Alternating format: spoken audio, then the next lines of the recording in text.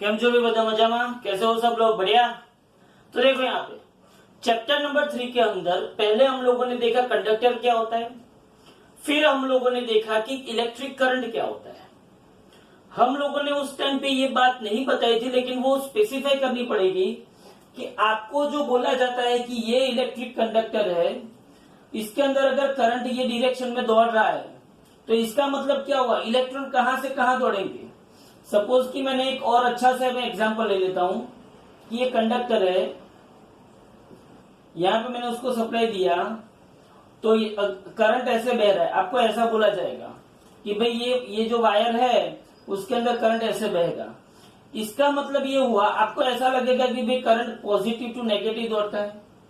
नहीं, current positive to negative दौड़ता है, लेकिन उस टाइम पे इलेक्ट्रॉन जो है वो नेगेटिव टू पॉजिटिव दौड़ेंगे। ये कन्वेंशनल करंट फ्लो बोला जाता है, कन्वेंशनल करंट फ्लो बोला जाता है। पहले जब उन लोगों को पता नहीं था कि भाई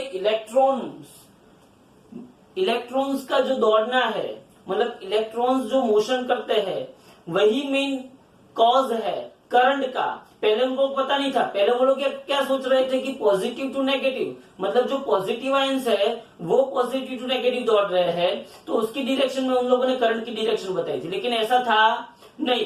बाद में जब इलेक्ट्रॉन के बारे में पता चला, किसके बारे में पता चला, इलेक्ट्रॉन के बारे में, तब उनको पता चला कि हाँ भाई अब तो यहाँ पे इलेक्ट्रॉन दौड़ रहे हैं।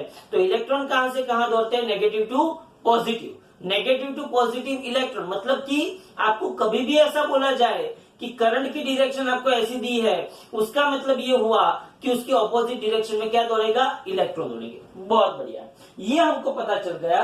लेकिन दूसरी बात, हम अगर करंट की डायरेक्शन की बात करते हैं, क्या बात करते हैं, करंट की डायरेक्शन। और आपको पता है, आपने क्लासिकल मैकेनिक्स में देखा हुआ है, whenever you deal with classical mechanics और whenever you deal with direction, then you must understand that this physical quantity is vector quantity.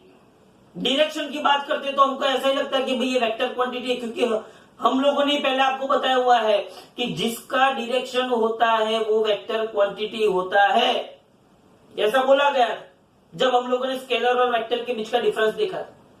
लेकिन यहां पे करंट वेक्टर है, मतलब करंट डायरेक्शन बताता है, या तो हम करंट की डायरेक्शन बताते हैं लेकिन वो वेक्टर नहीं है।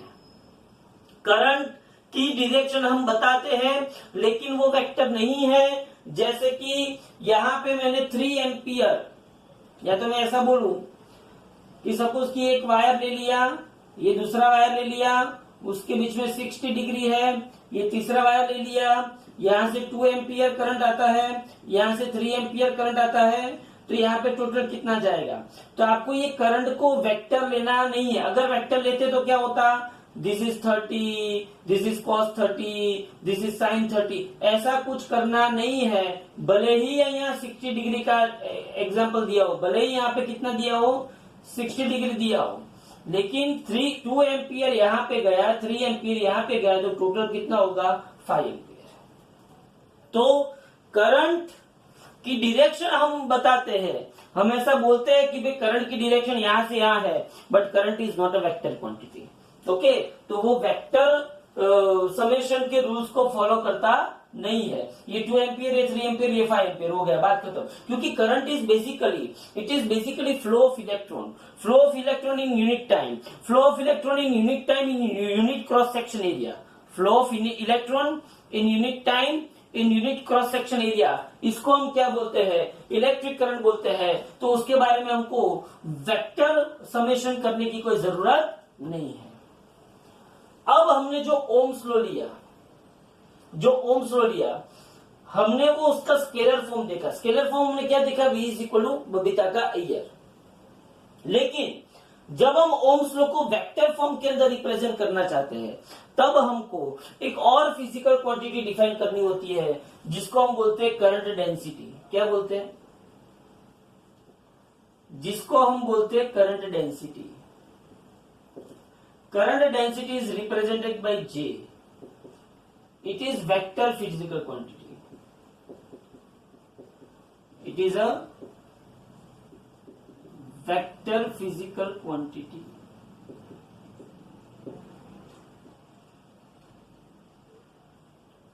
करंट डेंसिटी की डेफिनेशन क्या होगी? Electric current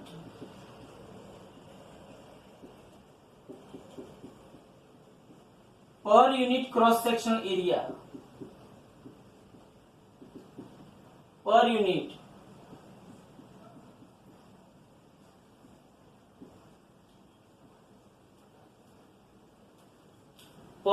cross sectional area. Electric current per unit cross sectional area is known as electric current density. Electric current density, electric current per unit cross sectional area is known as electric current density. तो electric current density J is equal to electric current पर unit area.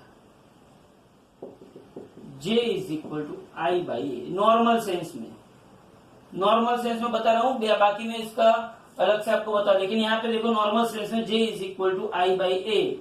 उसका unit होगा ampere per metre square.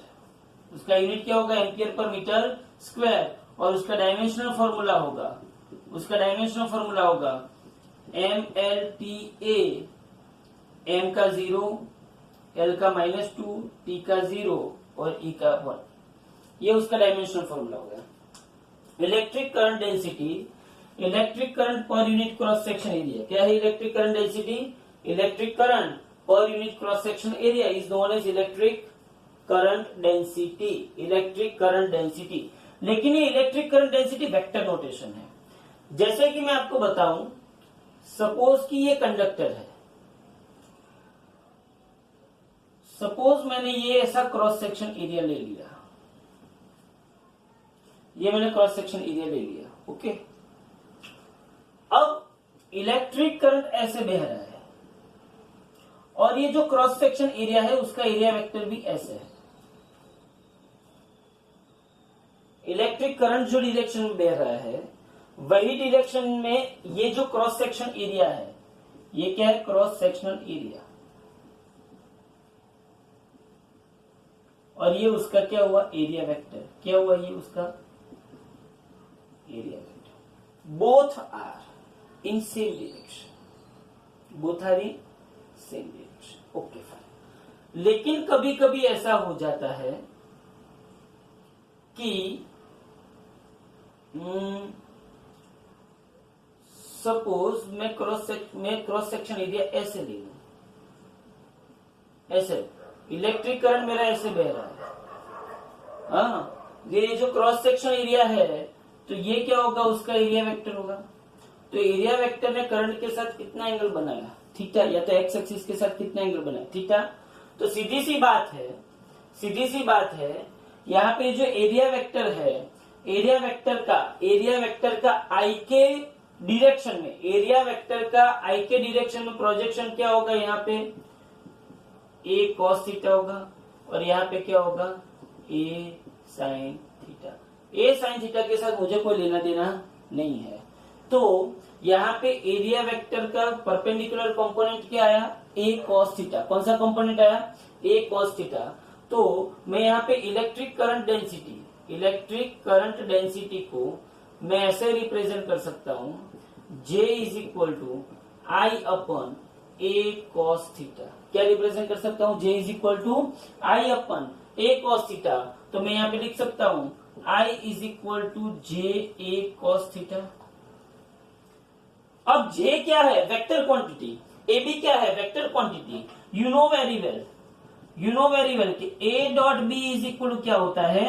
ए B cos theta. क्या होता है? A dot B is equal to A B cos theta. J A cos theta मतलब जैसे कि ए B cos theta को मैं ए डॉट बी लिख सकता हूं, वैसे J ए कॉस थीटा को मैं क्या लिख सकता हूं? J dot A. तो मैं I इज इक्वल टू क्या लिख सकता हूं? J dot. क्यों? क्योंकि I कौन सी फिजिकल क्वांटिटी है? स्केलर. और ये J क्या है? वेक्टर. AB क्या है? वेक्टर. तो दो वेक्टर के बीच में मैंने कौन सा प्रोडक्ट लिया? डॉट प्रोडक्ट, कौन सा प्रोडक्ट लिया मैंने दो वेक्टर के बीच में, डॉट प्रोडक्ट, तो वो मुझे क्या देता है, स्केलर देता है। तो रियलिटी में देखने जाओ तो आपके पास इक्वेशन है I is equal to J cos theta, क्या लिया है, I is equal to I J cos theta, I J cos theta, बोलो पता चल रहा है। हाँ, तो ये कब हुआ, सी मैंने इसमें क्या किया, अगर ऐसे पैरेलल, अगर ऐसे आपके पास क्रॉस सेक्शन एरिया होता तो उसका एरिया वेक्टर जो है वो आई की डायरेक्शन में था। कंपलसरी एरिया का कंपोनेंट आई की डायरेक्शन में आना चाहिए। इसमें यहाँ पे खुद एरिया वेक्टर आई की डायरेक्शन में आ रहा है तो कोई प्रॉब्लम नहीं है। यहाँ पे एरिया वेक्टर थोड़ा सा थीटा एंगल पे है तो ये एरिया वेक्टर ए हुआ। ये जो एरिया वेक्टर ए है उसका कौन सा कंपोनेंट आई की डायरेक्शन में, तो ए कॉस थीटा। ओके, तो I into A cos theta, I divided by A cos theta, वो क्या होता है, करंट डेंसिटी जे होता है। आई अपन ए कॉस थीटा क्या होता है, करंट डेंसिटी जे। तो I upon A cos theta is equal to J, तो I is equal to J A cos theta. तो जे ए कॉस थीटा को हम क्या लिखते हैं, जे डॉट ए। क्यों डॉट प्रोडक्ट, क्योंकि आई क्या है, स्केलर फिजिकल क्वांटिटी है। See, J and A both are vector physical quantity, both are vector physical quantity। याद रखना J and A both are vector physical quantity, लेकिन उन दोनों का मैं कौन सा प्रोडक्ट करूंगा, कौन सा प्रोडक्ट करूंगा, डॉट प्रोडक्ट करूंगा कि क्रॉस प्रोडक्ट करूंगा। अगर मैं इनका डॉट प्रोडक्ट करता हूं तो वो स्केलर प्रोडक्ट मिलता है, मतलब उसका आंसर क्या आता है, स्केलर आता है। And that's why here I is scalar physical quantity. Okay, तो मैं बात करता हूं ओम्स लॉ का वेक्टर नोटेशन। तो यहां पे देखो, ओम्स लॉ आपको पता है, V इज इक्वल टू बबीता का ईयर, बट आपको ये भी पता है कि R resistance is equal to क्या होता है, रो एल बाई ए।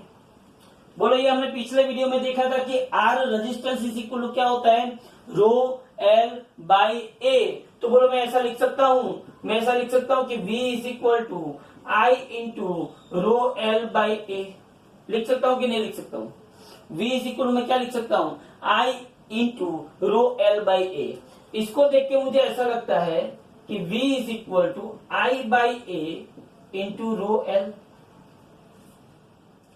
और उसके बाद मैं ऐसा कर सकता हूं कि V by L is equal to I by A into rho. क्या किया मैंने I बाई ए रखा और ये L को लेफ्ट हैंड साइड डिनोमिनेटर में ले आया, तो V by L is equal to I by A into rho. But आप लोगों को पता है, सेकेंड चैप्टर के अंदर आप लोगों ने बताया है कि इलेक्ट्रिक फील्ड जो होता है, क्या होता है electric field, E is equal to V by D था। Electric field E is equal क्या था, V बाई डी था। Electric field E is equal अगर V बाई डी है, D की जगह पे अगर आप L रख दो तो electric field E is equal क्या आ जाएगा, V by L. Potential per unit length मतलब electric field, potential per unit length मतलब इलेक्ट्रिक फील्ड। तो V बाई एल को मैं क्या लिख सकता हूं, E is equal to I by A into rho. But आपको ये भी पता है कि करंट डेंसिटी, कौन सी density, current density J is equal क्या होता है, आई बाई ए। तो बोलो E इज इक्वल टू रो और आई बाई ए मतलब J। तो बोलो E इज इक्वल क्या आ गया, रो J। बोलो E इज इक्वल क्या आ गया, रो J। क्या आ गया, E is equal to rho J। ध्यान से सुनना, E इज इक्वल क्या आ गया, रो J। तो ये इलेक्ट्रिक फील्ड E वो खुद कौन सा फील्ड है, मतलब कौन सी क्वांटिटी है, वेक्टर। तो इलेक्ट्रिक फील्ड के ऊपर मैं वेक्टर लगा देता हूं, रेजिस्टिविटी वेक्टर नहीं है, रेजिस्टिविटी वेक्टर नहीं है, लेकिन करंट डेंसिटी भी क्या है, वेक्टर है। तो ये क्या हो गया, ओम्स लॉ का vector notation, E is equal to rho J। क्या हो गया, E is equal to rho J। But आपको ये भी पता है, कि rho resistivity is equal to 1 upon sigma conductivity, resistivity is equal 1 upon sigma conductivity. तो मैं रो की जगह पे अगर 1 अपन सिग्मा रखता हूं तो E is equal to 1 upon sigma into J। तो मेरे पास इक्वेशन आया J is equal to sigma E। Most time P relation, most time P relation.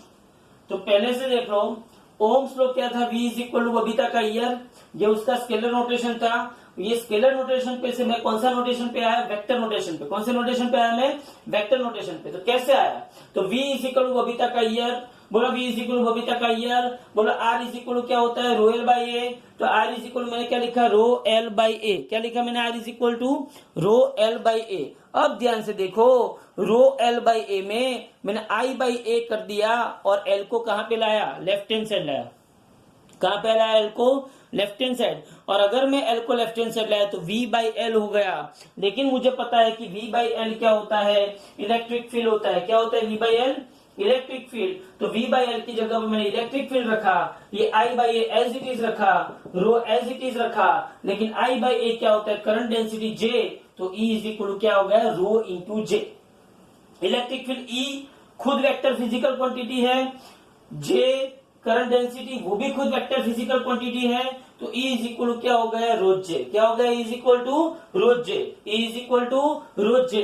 और रो जो रेजिस्टिविटी है उसका इनवर्स क्या होगा, कंडक्टिविटी, तो रो इज इक्वल टू 1/σ, तो रो की जगह पे मैंने अगर 1/σ रखा तो J इज इक्वल टू क्या गया सिग्मा E। तो ये बात होगी करंट डेंसिटी की। करंट डेंसिटी मतलब इलेक्ट्रिक करंट पर यूनिट क्रॉस सेक्शन एरिया, उसको क्या बोलते हैं, करंट डेंसिटी बोलते हैं। J is equal to I by A, उसका यूनिट क्या होता है एम्पियर पर मीटर स्क्वायर, क्या होता है उसका unit ampere per metre square, और उसका डायमेंशनल फॉर्मूला क्या होता है m0l-2t0a1। ओके यहाँ पे मैंने बताया कि क्रॉस सेक्शन एरिया है, ये उसका एरिया वेक्टर होगा। I एंड A यहाँ पे दोनों सेम डायरेक्शन में है। यहाँ पे मैंने थोड़ा सा क्रॉस सेक्शन एरिया शिफ्ट किया थीटा एंगल से, तो उसका जो एरिया वेक्टर है वो भी थीटा एंगल से शिफ्ट हुआ। तो उस एरिया वेक्टर का कौन सा कंपोनेंट करंट की डायरेक्शन में है, तो A cos थीटा। कौन सा कंपोनेंट है, A cos थीटा। तो मैंने करंट डेंसिटी लिखा I upon A cos theta, तो I is equal to J cos theta, I is equal to J cos theta, मतलब I जा cos थीटा। लेकिन J into A cos theta क्या होता है, A into B cos theta क्या होता है A dot B, वैसे J into A cos theta क्या होता है J डॉट A, मतलब I इज इक्वल टू क्या आ गया J डॉट A। बोलो पता चला ये। हाँ, सिंपल करंट डेंसिटी के बारे में हमने बात की, और दूसरी हमने किसके बारे में बात की, ओम्स लॉ का वेक्टर नोटेशन। अब देखो यहाँ पे obtain the expression for drift velocity. ध्यान से देखना, ड्रिफ्ट वेलोसिटी का मुझे एक्सप्रेशन ऑब्टेन करना है, मतलब कि मुझे ड्रिफ्ट वेलोसिटी का एक्सप्रेशन बनाना है। कैसे बनाऊंगा, और उसके ऊपर से टेम्परेचर डिपेंडेंसी क्या होगी, रिलैक्सेशन टाइम क्या होगा, वो सब अभी हम बातें करेंगे।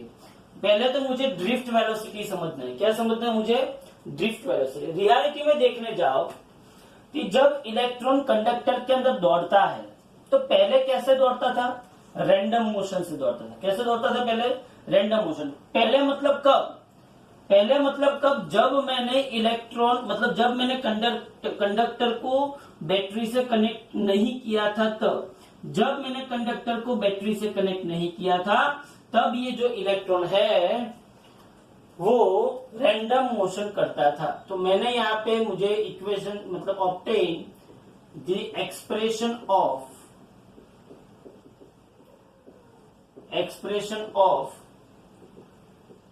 Drift velocity.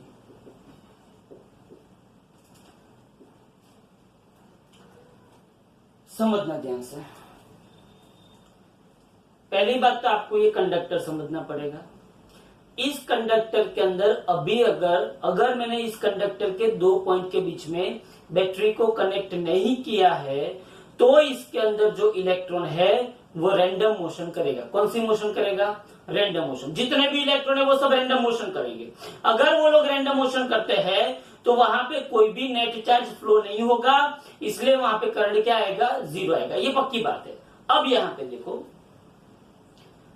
समझ लो कि आप मैरिज फंक्शन के अंदर गए हो और मैरिज फंक्शन के अंदर आप लोग जा रहे हो अपने मस्त बैठे हुए हो और आपने तुरंत वहां पे कोई जगह पे एक सुंदर कन्या को देखा आपने। अब आपने वो सुंदर कन्या को देखा, मतलब आप ऐसे धीरे धीरे ऐसे जा रहे हो और अचानक मतलब आप रैंडम मोशन कर रहे हो, आपके ऊपर कोई फोर्स अप्लाइड नहीं है और आप आराम से वो ऐसे ऐसे ऐसे जा रहे हो। सुंदर कन्या ले लो, तो अगर आपको डायबिटीज है और वहां पे आपने कोई मिठाई देखी तो आप सबकी नजर ऐसे छुड़ा के अब मिठाई की ओर ऐसे जा रहे हो जा रहे हो जा रहे हो, मतलब अब रैंडम मोशन कर रहे हो। कौन सी मोशन कर रहे हो? Random motion. लेकिन उसी टाइम पे अगर आपके पेरेंट्स आ जाते हैं, अगर कोई फ्रेंड आ जाता है, या तो कोई और ऐसा इन्फ्लुएंस करने वाला बंदा आ जाता है, तो आपको जाना था ऐसा, लेकिन वो ऐसे आ गया तो आप ऐसे मुड़ गए। आपको जाना था ऐसा, लेकिन आप ऐसे मुड़ गए, आप थोड़ा ड्रिफ्ट हुए। आपको वैसे मतलब ऐसे, या तो पेरेंट्स चल नहीं चल ऐसे उसने बोला, मतलब आप ड्रिफ्ट होके आपको घिसटते घिसटते ले गए। हाँ, ऐसे इलेक्ट्रॉन को जब उसके मोशन के अंदर, उसके पाथ के अंदर जब हम बैटरी सप्लाई करते हैं, तब उसका कुछ ड्रिफ्टिंग होता है, कुछ वो खिसक जाता है, कुछ हिल जाता है, कुछ और पाथ प्राप्त कर लेता है। ये जो घटना बनती है, उस घटना में इलेक्ट्रॉन की कौन सी वेलोसिटी आती है? Drift velocity. इलेक्ट्रॉन की एवरेज वेलोसिटी कंडक्टर के अंदर कितनी होती है? इलेक्ट्रॉन की एवरेज वेलोसिटी जो होती है वो कंडक्टर के अंदर 10⁵ मीटर पर सेकेंड जितनी होती है। कितनी? कंडक्टर के अंदर इलेक्ट्रॉन की एवरेज वेलोसिटी 10⁵ मीटर पर सेकेंड होती है, जबकि उसकी जो ड्रिफ्ट वेलोसिटी होती है ना, वो 10⁻⁴ मीटर पर सेकेंड होती है। मतलब ड्रिफ्ट वेलोसिटी बहुत कम होती है, बहुत कम होती है ड्रिफ्ट वेलोसिटी। तो यहाँ पे हमको वो ड्रिफ्ट वेलोसिटी का इक्वेशन डिराइव करना है। कैसे डिराइव करेंगे, ध्यान से देखो। तो पहली बात तो ये है कि आपको ड्रिफ्ट वेलोसिटी अगर डिराइव करना है, तो आपको ये पता होना चाहिए कि ये अगर कंडक्टर है, ध्यान से देखना,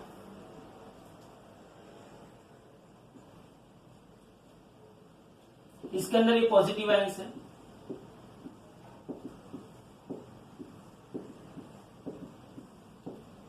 ये इलेक्ट्रॉन ऐसे घूम रहे हैं, रैंडम मोशन कर रहे हैं।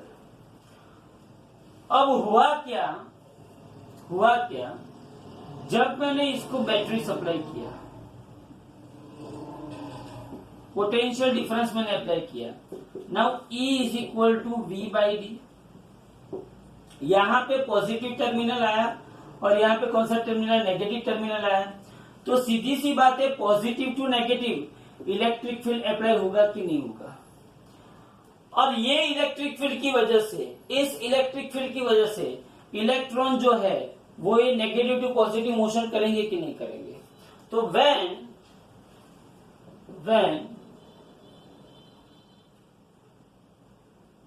electrons in a conductor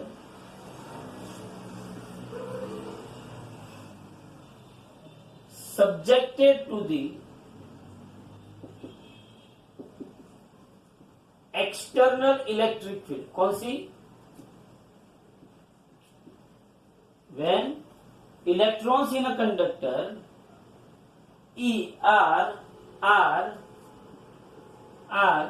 subjected to an external electric field, then the electric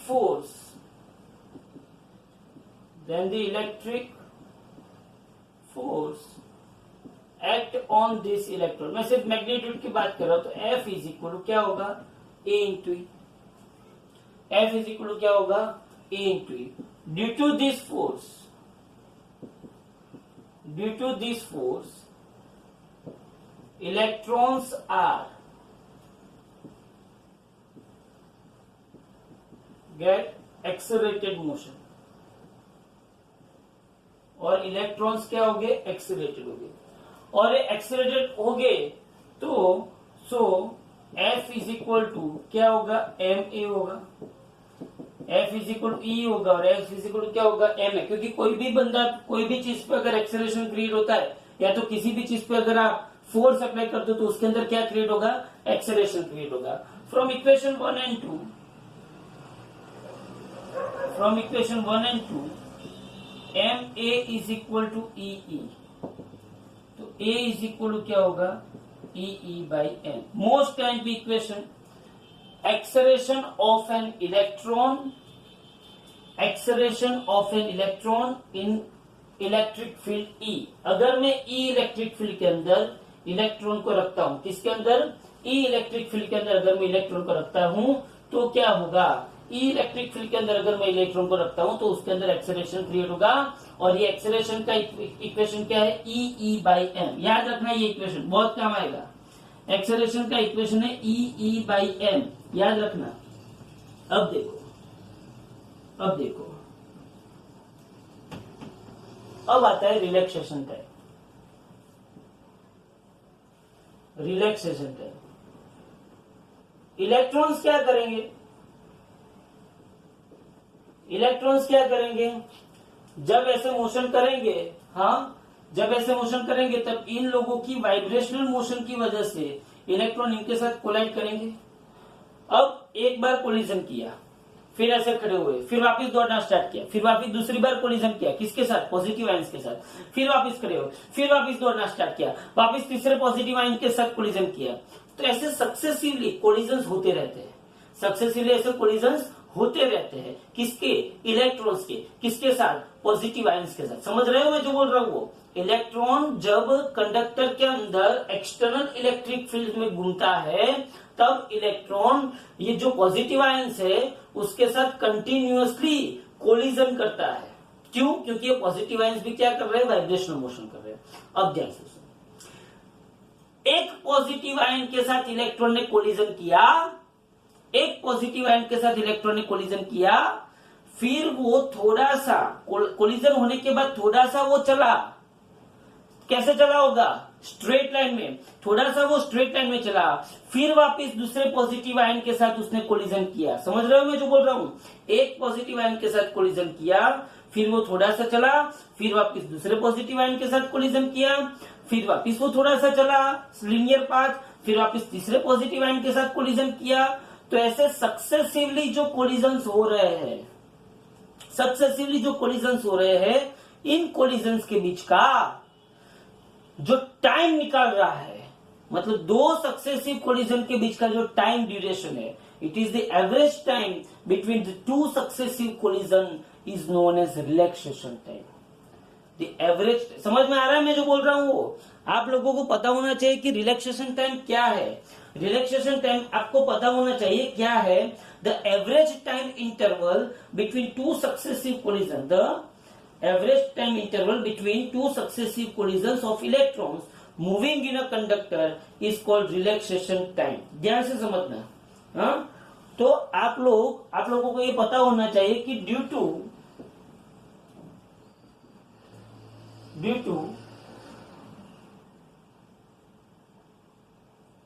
collisions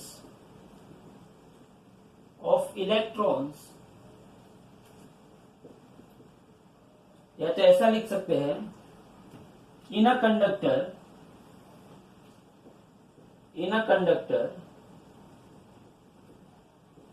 electrons are collides with ions in successive manner.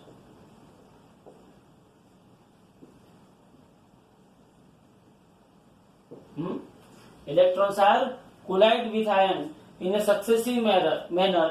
तो relaxation time, it is a time interval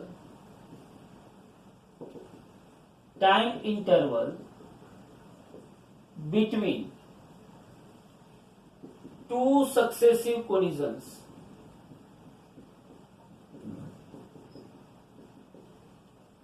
of electron with positive ions in a conductor is called relaxation time। मतलब कि वो relax होता है, मतलब समझ में आ रहा है मुझे बोल रहा हूं, एक बार वो किसी के साथ कोलाइड हुआ, फिर वो खड़ा हुआ, फिर आराम से चलने लगा, फिर वापिस वो किसी के साथ कोलिजन हुआ, तो एक कोलिजन और दूसरे कोलिजन के बीच में वो ऐसे रिलैक्स होके जा रहा है। That time is known as relaxation time. It is the average time interval between two successive collisions of an electron with positive ion is known as relaxation time. अब यहां पे देखो, we know that v is equal to v0 plus a, और यहां पे मैंने क्या लिखा, collision time t tau. But v0 क्या होता है, 0 मीटर पर सेकेंड, और ये वेलोसिटी को हम क्या बोलते हैं, ड्रिफ्ट वेलोसिटी। तो 0 प्लस a टाउ, तो vd is equal to a tau आया। vd इज इक्वल क्या है, a टाउ। लेकिन a क्या है, a क्या है, तो vd is equal to a क्या है, e by m into tau, e by m into tau. तो this is known as drift equation of drift velocity. This is known as equation of drift velocity. Drift velocity is nothing but vd is equal to e by m into, simple equation है। क्या बोला मैंने, when electrons in a conductors are subjected to the external electric field, then the electric force, due to electric force लगेगा तो F is equal to क्या होगा, E होगा। E मतलब charge of electron, capital E मतलब electric field. Due to this force electrons are gets accelerated, और accelerated हो गए तो F इज इक्वल टू क्या होगा, ma होगा। तो ma इज इक्वल टू मैंने क्या लिखा, E, तो a is equal to E by m, मतलब मुझे एक्सेलरेशन मिल गया। अब रिलैक्सेशन टाइम क्या है, 2 सक्सेसिव मतलब एक के बाद एक, तो 2 सक्सेसिव कोलिजन्स के बीच का जो एवरेज टाइम है उसको क्या बोलते हैं, रिलैक्सेशन टाइम बोलते हैं। तो v is equal to v0 plus 80 तो मुझे पता ही है, जिसमें v0 इज इक्वल मैंने क्या ले लिया, 0 मीटर पर सेकंड ले लिया, तो v इज इक्वल टू क्या हो गया, 80। लेकिन a मेरे पास क्या है, e बाई m, a मेरे पास क्या है, e बाई m, तो मुझे किसका इक्वेशन मिल गया, ड्रिफ्ट वेलोसिटी का मुझे इक्वेशन मिल गया। तो ये आपको पता होना चाहिए कि कैसे ड्रिफ्ट वेलोसिटी का इक्वेशन आता है, vd is equal to e by m into tau. तो ये हो गया ड्रिफ्ट वेलोसिटी। अब मुझे ये रिलैक्सेशन टाइम हो गया, ये ड्रिफ्ट वेलोसिटी हो गया, रिलैक्सेशन टाइम हो गया, ये ड्रिफ्ट वेलोसिटी हो गया। अब मुझे क्या करना है, obtain the relation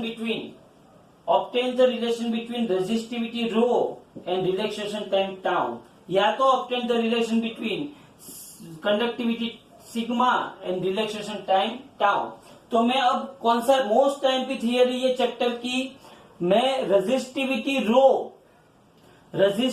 row and relaxation time tau, उन दोनों के बीच का मैं रिलेशन डिराइव कर रहा हूं। ध्यान से देखो, resistivity rho and relaxation time tau, उन दोनों के बीच का रिलेशन, मोस्ट टाइम की थियरी चैप्टर की। ध्यान से देखना, थोड़ी सी लंबी थियरी है लेकिन आपको आनी चाहिए कंपलसरी। हाँ, मैं सिर्फ देखो ये सब सीक्वेंस में मैं जा रहा हूँ थर्ड चैप्टर के अंदर, एकदम सीक्वेंस में। अभी थियरी चलेगी, और बाद में न्यूमेरिकल चलेंगे, और बाद में एमसीक्यू चलेंगे। हाँ, तो आपको ध्यान रखना है यहाँ पे कि resistivity rho and relaxation time के बीच का मुझे रिलेशन डिराइव करना है। देखो कैसे डिराइव करते हैं।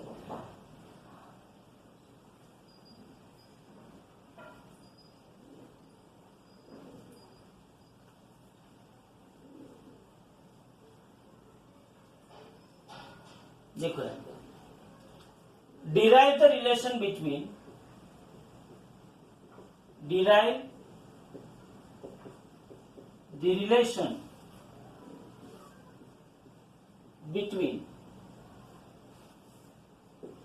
resistivity rho and relaxation time।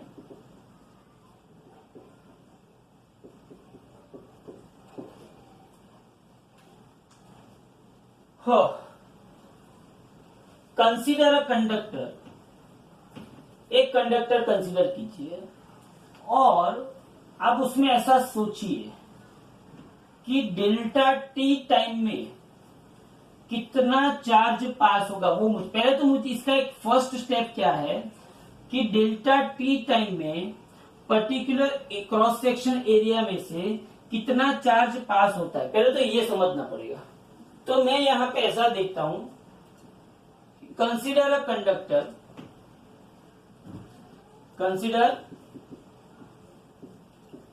a conductor. Number density of electron in a conductor is n. Assuming the number density of electron in a conductor is n. अब ध्यान से सोच, what do you mean by number density of electron? Number density of electron, number density of electron is nothing but number of electrons per unit volume. Number density of electron is nothing but number of electrons per unit volume. ध्यान से समझना, number density, तो number density n का unit क्या आएगा? 1/मीटर cube आएगा. Number density n का unit क्या आएगा? 1/मीटर क्यूब. ओके, तो ये एक मैंने कंडक्टर कंसीडर कर लिया. ओके, ये पॉजिटिव चार्ज मतलब पॉजिटिव आयंस रखे हुए हैं मैंने. फाइन, यहाँ पे पॉजिटिव टर्मिनल रखा, यहाँ पे नेगेटिव टर्मिनल रखा. ओके, अब कंसीडर लेंथ डेल्टा एक्स. एक डेल्टा एक्स इतना लेंथ कंसीडर करो और इसका क्रॉस सेक्शन एरिया क्या कंसीडर करो? A. Cross section area of the conductor is A. और डेल्टा एक्स क्या है? लेंथ. सपोज कि drift velocity of electron is VD. Suppose assuming the drift velocity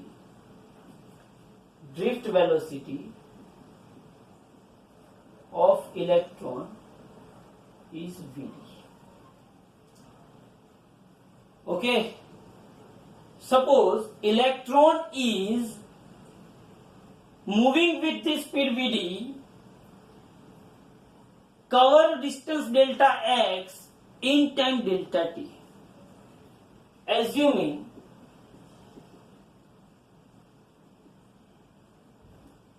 an electron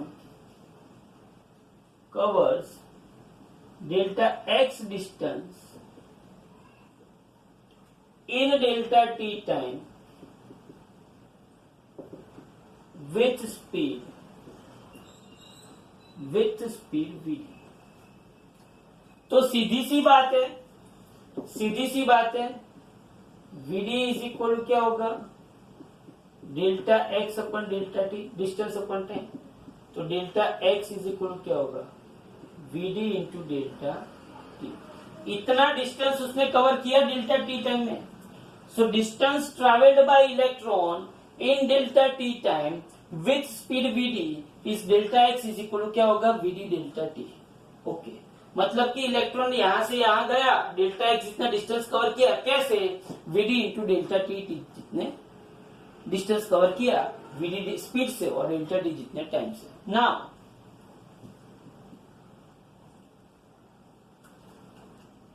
area या तो volume covered by electron, volume covered by electron in time delta t is, तो volume is equal to क्या होगा? Area into length होगा, या तो area into क्या होगा? डिस्टेंस होगा. वॉल्यूम इज इक्वल टू क्या होगा? Area into distance. तो volume is equal area A है, एरिया ए, और डिस्टेंस कितना कवर किया है? Delta X. डिस्टेंस कितना कवर किया? Delta X. तो वॉल्यूम इज इक्वल टू क्या होगा? ए. डेल्टा एक्स क्या है? vd delta T. इसको इक्वेशन नंबर 1 दे दो फ्रॉम इक्वेशन नंबर 1. तो ये आपको क्या मिल गया? वॉल्यूम मिल गया. समझना ध्यान से कैसे. पहले मैंने डिस्टेंस ढूंढा. Speed is equal to distance upon time. क्या होता है? Speed is equal to distance upon time. क्या होता है? Speed is equal to distance upon time. तो ड्रिफ्ट वेलोसिटी vd से उसने कितना डिस्टेंस कवर किया? डेल्टा एक्स जितना. कितने टाइम के अंदर? डेल्टा टी जितने टाइम के अंदर. तो vd इज इक्वल टू क्या होगा? Delta x upon delta T, तो डेल्टा एक्स मतलब डिस्टेंस मुझे क्या मिल गया, वीडी डेल्टा टी मिल गया। तो volume covered by electron in time delta T, तो वॉल्यूम इज इक्वल क्या होता है, एरिया इंटू लेंथ होता है। तो एरिया क्या है ए और लेंथ क्या है dx, मतलब डिस्टेंस कितना कवर किया उसने, dx कितना डिस्टेंस कवर किया, तो dx कितना है, डेल्टा एक्स कितना है, वीडी डेल्टा टी, तो वॉल्यूम मिल गया। अब ध्यान से देखना, ध्यान से देखना, number of electrons passing through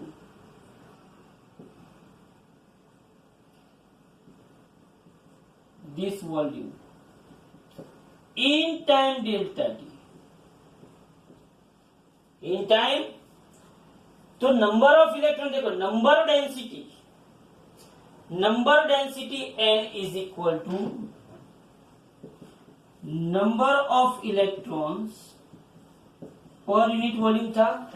तो यहां पे देखो number density is equal to, मेरे पास आगे इक्वेशन क्या था, number of electron per unit volume, क्या था, नंबर ऑफ इलेक्ट्रॉन पर, तो मैं ऐसा लिख सकता हूं कि n is equal to number of electrons per unit. बोलो वॉल्यूम क्या है मेरे पास, नंबर डेंसिटी मतलब क्या था, number of electrons per unit volume था, तो number density n is equal to number of electron as it is रखा, वॉल्यूम क्या मिला मुझे, ए वीडी डेल्टा टी, तो बोलो मुझे नंबर ऑफ इलेक्ट्रॉन्स मिल गए। So number of electrons is equal n A we D delta T, क्या मिल गया मुझे, n A we D delta t, ये नंबर ऑफ इलेक्ट्रॉन्स मिला। नंबर ऑफ इलेक्ट्रॉन्स को सपोज क्या आप कैपिटल एन बोल सकते हो, तो ये मेरे कैपिटल एन मिल गया, n A we D delta t. Now तो इसको मैंने क्या बोला, इक्वेशन नंबर 2, तो यहां पे मैंने क्या रखा, इक्वेशन नंबर 2, और इसको मैंने क्या बोल दिया, equation number 3। Now number of electrons मुझे मिले, now total charge passing through this volume, total charge passing through this volume, तो total charge Q is equal क्या होता है, N इंटू ई होता है, क्या होता है, Q is equal n e, quantization of charge, बोलो था कि नहीं था, Q इज इक्वल क्या था, n e, quantization of charge था कि नहीं था, तो Q is equal n e, तो मेरे पास Q is equal to n कितना है, n A we D delta T into e, Q मिल गया मुझे, बोलो फिर से, Q is equal to N e, quantization of charge, तो Q is equal to n की जगह पे मैंने क्या रखा, N A we D delta T into ए, तो इक्वेशन नंबर 3 लगा दिया यहाँ पे। तो बोला मुझे चार्ज मिल गया, charge passing through unit cross section area in unit time delta T, तो मुझे चार्ज मिल गया। नाउ बोलो इलेक्ट्रिक करंट क्या है, अब इजी है, इलेक्ट्रिक करंट क्या है, बोलो electric current I is equal क्या होता है, delta Q by delta T, बोलो electric current I is equal क्या होता है, delta Q by delta T, तो बोलो यहाँ पे मैं क्या लिख सकता हूँ, I is equal to delta Q क्या है, n A we D delta T into e divided by delta T, बोलो डेल्टा टी क्या हुआ, कट, तो I इज इक्वल क्या हुआ, N A we D e हुआ, बोलो पता चल रहा है, आई इज इक्वल क्या हुआ, N A we D into E. अब बोलो आई बाई ए करूंगा, ये नीचे गया तो एन वी डी इंटू ई आया, लेकिन आई बाई ए क्या है, but I by A is equal J, but I by A is equal क्या है, करंट डेंसिटी जे है, तो बोलो यहाँ पे क्या होगा, J is equal to N E V D हुआ, J is equal to NEVD, most time P relation. J is equal to क्या आया, NEVD, most time P relation, J is equal to NEVD, याद रखना। फिर से यहां तक की कहानी बताता हूं, derive the relation between resistivity rho and relaxation time tau, consider a conductor, number density of electron in a conductor, small n, number density मैंने लिया है, नंबर डेंसिटी मतलब small n is equal to number of electrons per unit volume. ये equation तो अलग से मैंने रख दिया। अब मैंने कंडक्टर कंसीडर किया, उसमें मैंने ऐसा बोला कि अगर मैंने यहाँ पे पॉजिटिव सप्लाई दिया, यहाँ पे क्या दिया है नेगेटिव, ओके, तो इलेक्ट्रॉन ड्रिफ्ट वेलोसिटी, कितनी drift velocity, VD drift velocity से डेल्टा टी टाइम में, कितने टाइम में, डेल्टा टी टाइम में कितना डिस्टेंस कवर करेंगे, डेल्टा एक्स। तो drift velocity is equal to distance upon time, तो VD is equal to delta x upon delta T. तो delta x is equal to क्या होगा, वीडी इंटू डेल्टा टी होगा। क्या होगा, delta x is equal to v d into delta T.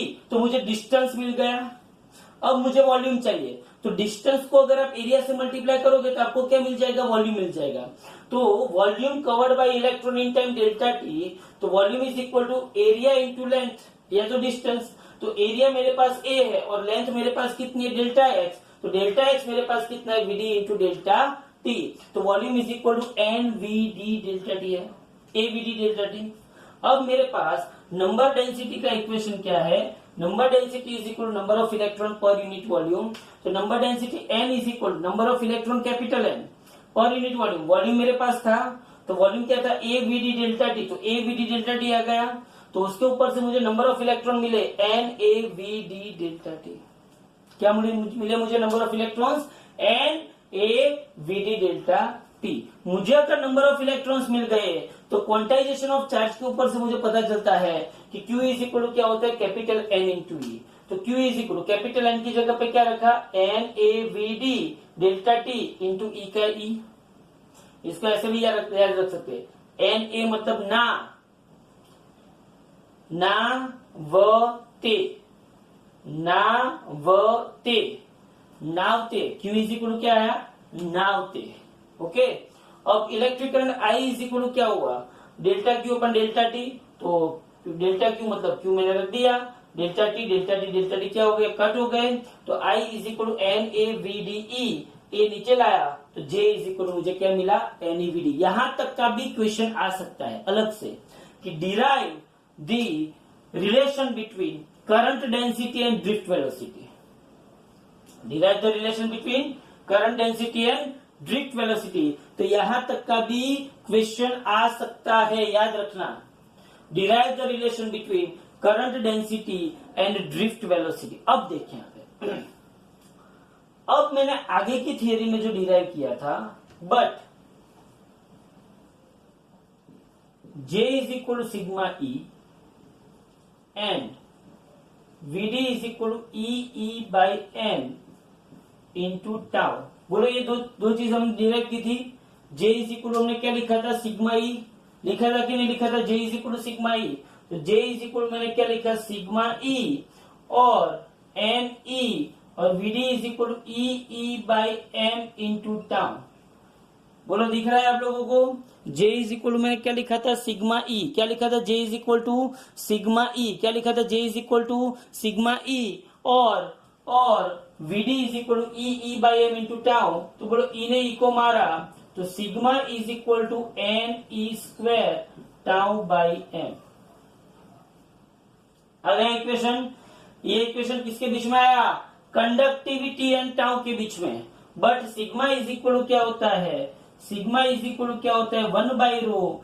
So 1 by rho is equal to N E square tau by M. तो rho is equal to M upon N E square tau. बोलो पता चला। तो ये equation आ गया resistivity and relaxation time के बीच का इक्वेशन। किसके बीच का इक्वेशन आ गया, रेजिस्टिविटी एंड रिलैक्सेशन टाइम के बीच का इक्वेशन। तो यहाँ पे पहले मैंने जो इक्वेशन डिराइव किया वो क्या डिराइव किया, J is equal to N E V d. क्या डिराइव किया मैंने, J is equal to N E V d. J is equal to N E V d और J की जगह पे मैंने क्या रखा, सिग्मा ई, और VD की जगह पे मैंने क्या रखा, ई बाई एम इंटू टाउ। क्या रखा मैंने VD की जगह पे, ई बाई एम इंटू टाउ। ये रख दिया, ई ने ई को मार दिया, तो sigma is equal to N E square tau by M और rho is equal to M upon N E square tau. So this is the relation between resistivity and relaxation time. अब ये equation का मैं postmortem करवाऊंगा, ये equation का मैं postmortem करवाऊंगा। ध्यान से देखना, अगले लेक्चर के अंदर आपको पहले ये थियरी पता चल जानी चाहिए, पहले ये थियरी आपको क्या हो जानी चाहिए, पता चल जानी चाहिए, पूरी याद रह जानी चाहिए। फिर मैं ये इक्वेशन का पूरा, ये जो rho is equal to M upon N E square tau है, ये इक्वेशन हम पूरा उसका पोस्टमार्टम करेंगे और बहुत अच्छी तरीके से करेंगे। ये इक्वेशन हम फिजिकली समझेंगे कि ये इक्वेशन कहना क्या चाहता है। ओके, तो पहले आज जितनी थियरी करवाई वो सभी थियरी आपको लर्न हो जानी चाहिए। आज जितनी थियरी करवाई वो सभी थियरी आपको लर्न हो जानी चाहिए, लिख जानी चाहिए।